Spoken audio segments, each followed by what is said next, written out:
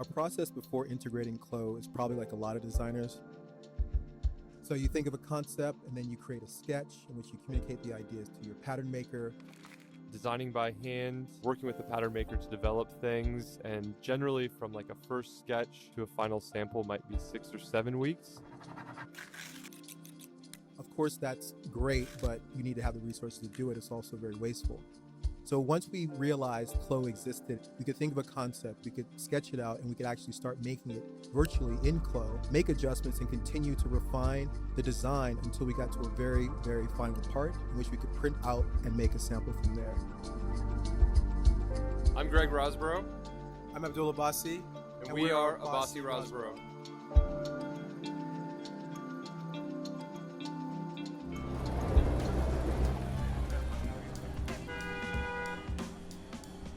CLO has allowed us more time to be creative by allowing us to cut out a lot of the time and resources that was spent going over to the pattern maker and going to the factory.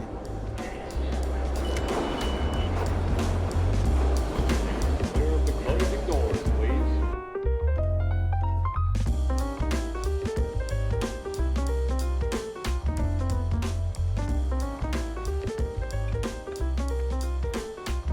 I can prototype, think, create in a much faster way, and so it opens up more time to work on the marketing of the product and the launch of it, because as much as the design is important, obviously how you also release it to your customer is important. The most revolutionary aspect of using CLO and integrating it into our pipeline is the idea of visualization. So now we're able to take our designs from sketch to reality.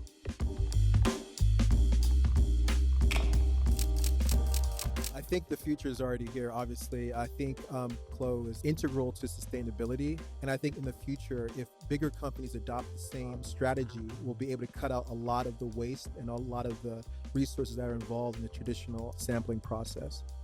I would say that CLO is an absolute quantum leap forward, and it's super exciting to me.